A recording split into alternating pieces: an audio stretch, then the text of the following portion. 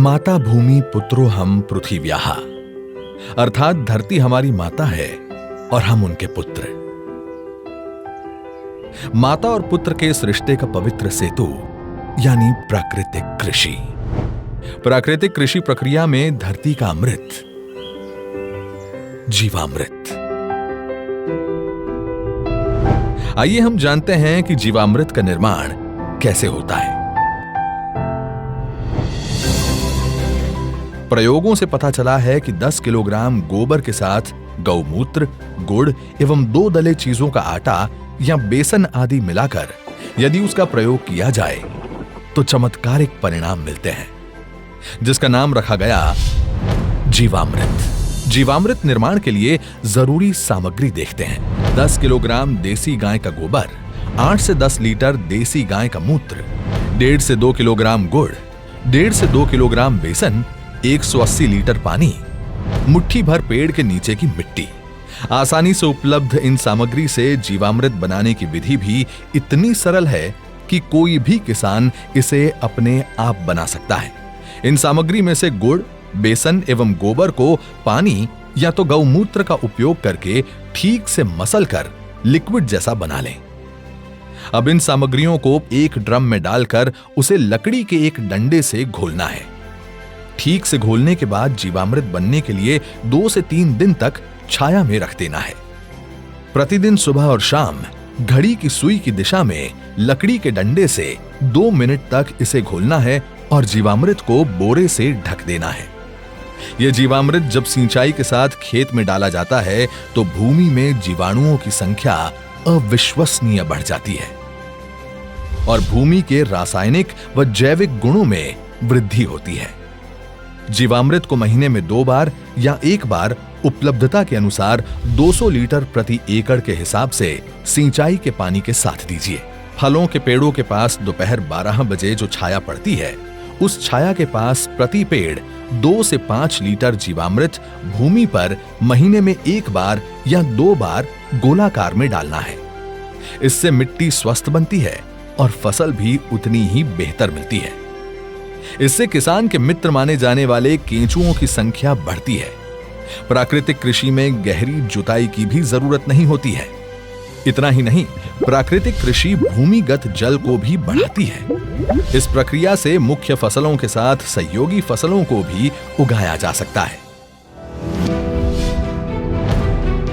घन जीवामृत जीवामृत का ही सूखा हुआ स्वरूप है, जिसे फसल बोने से पहले जमीन में मिलाया जाता है। धूप में सुखाए गए 200 किलोग्राम गोबर में ताजा बना 20 लीटर जीवामृत मिलाकर 2 दिन छाया में रखते हैं। इसे एक बार फिर धूप में सुखाकर तथा डंडे से पीसकर महीन बना दिया जाता है। यही घन जीवामृत है, जिसे 1 एकड़ के लिए प्रयोग कर सकते हैं। प्राकृतिक खेती का एक आवश्यक आदान बीजामृत है।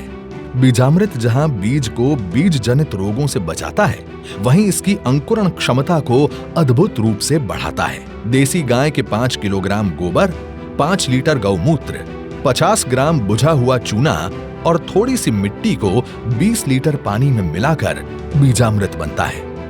एक रात रखने के बाद इसमें 100 किलोग्राम बीज का संस्कार किया जाता है। इसके 1 दिन बाद संस्कारित बीज बुआई के लिए तैयार हो जाता है। आच्छादन प्राकृतिक खेती का एक महत्वपूर्ण नियम है।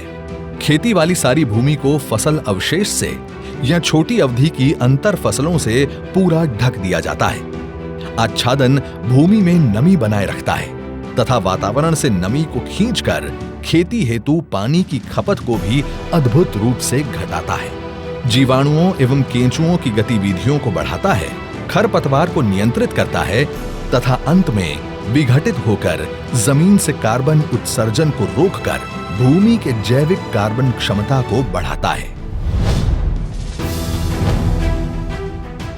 इस कृषि विधि में वापसा निर्माण भी एक महत्वपूर्ण प्रक्रिया है, जिसमें भूमि में हवा और नमी का बराबर संतुलन बनाया रखा जाता है। प्राकृतिक कृषि विधि केवल भूमि की उत्पादन क्षमता को ही नहीं बढ़ाती है, बल्कि ये कीट एवं बीमारियों के रोकथाम के लिए भी एक प्रभावी विकल्प देती है। फसलों पर कीट पतंगों की रोकथाम के लिए स्थानीय वनस्पति पर आधारित सस्ता तथा किसान के खेत में ही बनने वाला आदान है अग्नि अस्त्र। 5 किलोग्राम नीम या अन्य स्थानीय पौधा जिसे गाय नहीं खाती के पत्ते, 20 लीटर देसी गाय का मूत्र, 500 ग्राम तंबाकू पाउडर, 500 ग्राम हरी मिर्च तथा 50 ग्राम लहसुन के पेस्ट को मिलाकर धीमी आंच में उबालकर 48 घंटे के लिए रखा जाता है। सुबह शाम 2-2 मिनट के लिए घोलें। इस घोल को 6 लीटर प्रति 200 लीटर पानी में मिलाकर 1 एकड़ में छिड़काव करते हैं। नीमास्त्र, ब्रह्मास्त्र, दशपर्णी अर्क इत्यादि भी कीट पतंगों की रोकथाम के लिए उपयोग में लाए जाते हैं। इसी तरह खट्टी लस्सी, कंडी, सौठास्त्र इत्यादि प्रभावी रूप से विभिन्न बीमारियों के निवारण के लिए प्रयोग में लाए जाते हैं। प्राकृतिक कृषि से देश में नई ऊर्जा का संचार हो रहा है। आइए आजादी के अमृत महोत्सव में मां भारती की धरा को रासायनिक खाद और कीटनाशकों से मुक्त करने का संकल्प लें। दुनिया को स्वस्थ धरती, स्वस्थ जीवन का रास्ता दिखाएं। आज देश ने आत्मनिर्भर भारत का सपना संजोया है। आत्मनिर्भर भारत तभी बन सकता है जब उसकी कृषि आत्मनिर्भर बने, एक एक किसान आत्मनिर्भर बने। और ऐसा तभी हो सकता है जब अप्राकृतिक खाद और दवाइयों के बदले हम मां भारती की मिट्टी का संवर्धन गोवर्धन से करें, प्राकृतिक तत्वों से करें।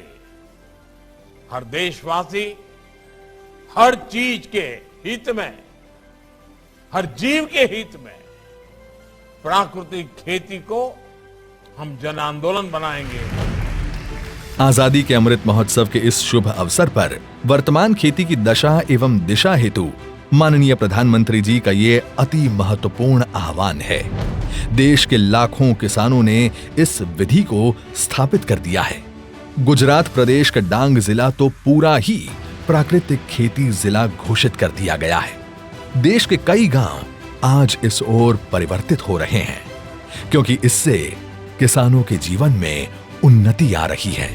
मेरा नाम सत्या है। मैं मेरे 150 पौधा है जिसमें मैं प्राकृतिक खेती की अब स्प्रे कर रही हूँ। अगर जहरीली स्प्रे हम दुकानों से खरीद के करते थे तो उससे हमारे खर्चा ज़्यादा आता था, पैसा भी ज़्यादा लगता था, और इसमें हमारे को खर्चा भी कम है और फल भी अच्छा बन रहा है, जिसके लिए हमें यूरिया डालने की कोई ज़रूरत नहीं है अभी इसमें।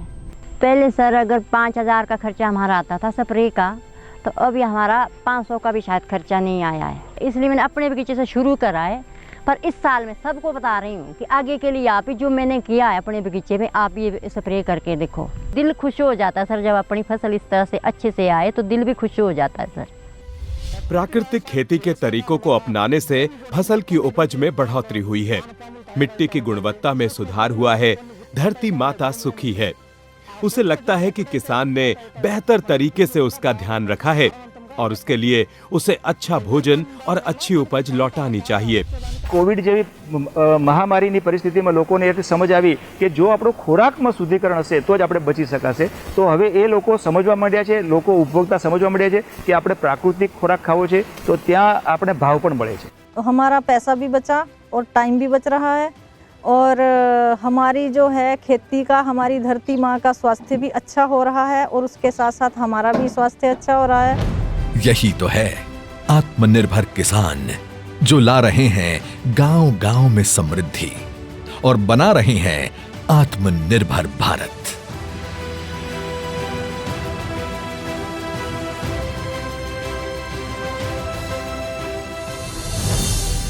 प्राकृतिक कृषि, आत्मनिर्भर भारत के आत्मनिर्भर किसान की खुशी।